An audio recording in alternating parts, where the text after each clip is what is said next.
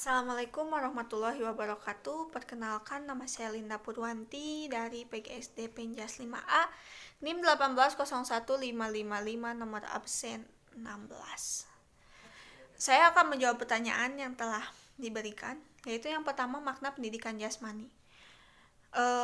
Dengan adanya pendidikan jasmani di keseharian manusia itu akan membantu agar tumbuh menjadi individu yang aktif dan sehat, lalu menunjang proses pertumbuhan dan perkembangannya.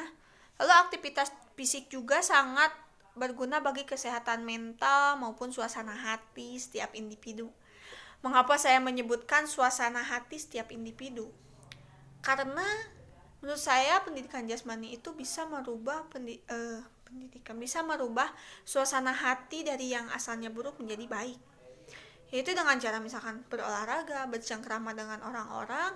Lalu menurut saya dengan saya berolahraga sendiri itu pun dengan mengeluarkan keringat yang banyak itu sudah menjadi kepuasan terhadap diri saya sendiri, membuat suasana hati saya menjadi lebih baik gitu. Lalu selain itu semakin terpenuhinya kebutuhan akan gerak dalam masa pertumbuhan. Lalu pendidikan jasmani juga dalam menuntun dalam kegiatan hidup sehat, yaitu dengan cara olahraga yang baik, lalu mengkonsumsi makanan-makanan yang bergizi. Itu akan membentuk tubuh yang sehat dan tidak mudah terserang penyakit. Maka sudah jelas dari sini bahwa pendidikan jasmani itu sangat besar peranannya terhadap pertumbuhan dan perkembangan bagi setiap manusia.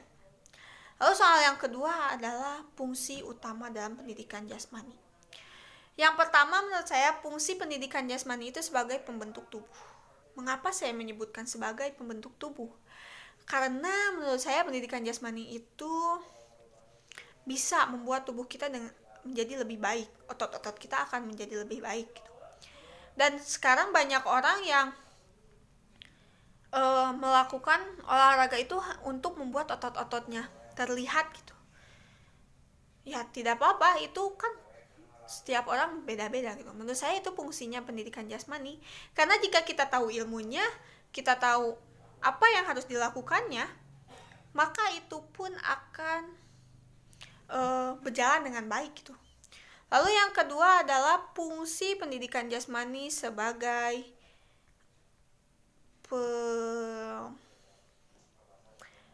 pembentuk prestasi.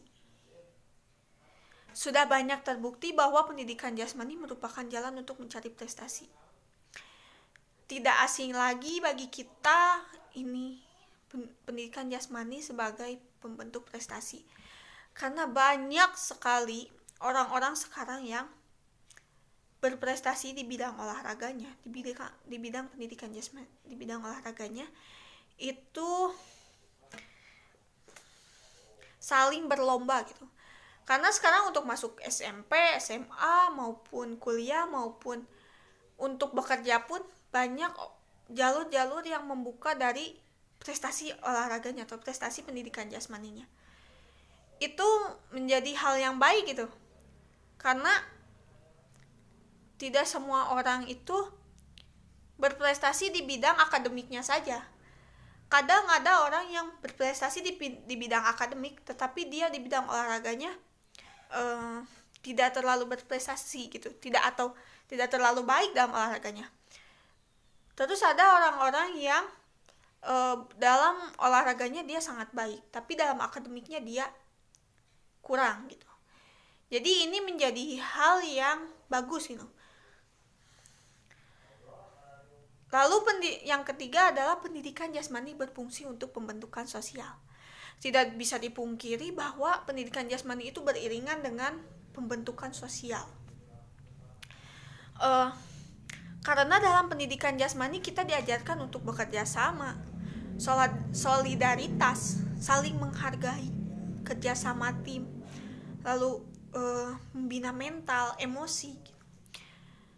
Karena sosialnya itu sangat tinggi di dalam olahraga atau di dalam pendidikan jasmani itu. Karena dalam pendidikan jasmani kita berinteraksi langsung dengan orang tersebut, dengan tim lain gitu.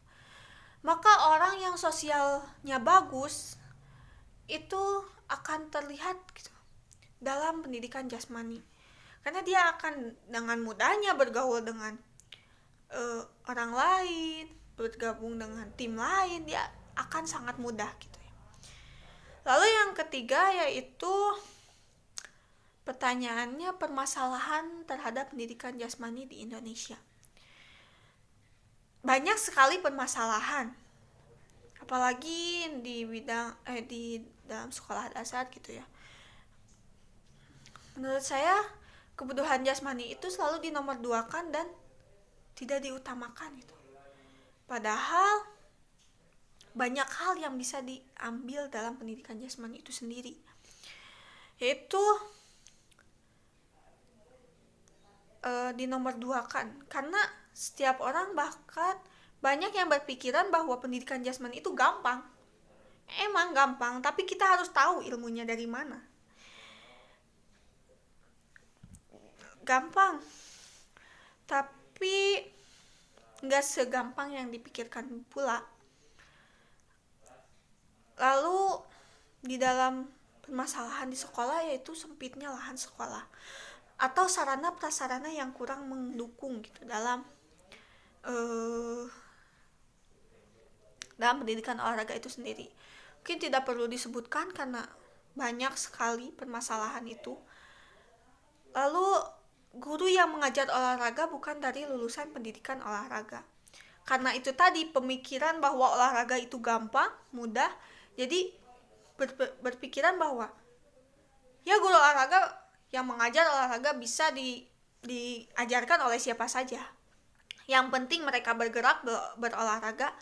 Dan kita tidak tahu kan, bergerak itu ada ilmunya untuk anak gitu. Gak sembarangan orang atau semua umur bisa melakukan gerak seperti itu gitu. Ada ilmunya. Lalu guru olahraga selalu dipandang berbisnis gitu. Padahal tidak semua guru olahraga seperti itu. Karena jika ada fasilitas atau sarana prasarana yang mendukung di sekolah tersebut, guru olahraga tidak akan keluar atau tidak akan disangka berbisnis, misalnya dalam berenang. Jika kita ada di sekolahnya, kita tidak akan keluar kan. Mungkin itu pikiran yang harus dihilangkan gitu permasalahannya. Lalu soal yang keempat itu landasan pendidikan jasmani. Ada 3 menurut saya. Yang pertama yaitu secara biologis.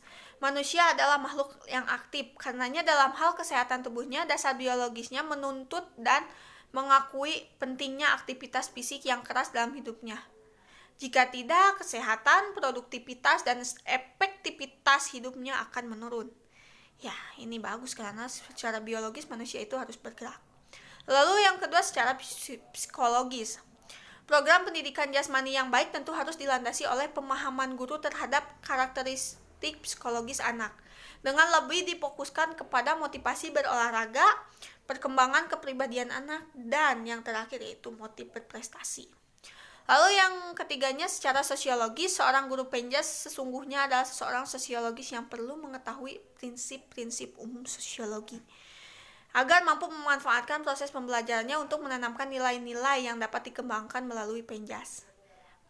Ya, mungkin itu saja yang bisa sampaikan. Mohon maaf bila ada kata-kata yang kurang baik atau kesalahan.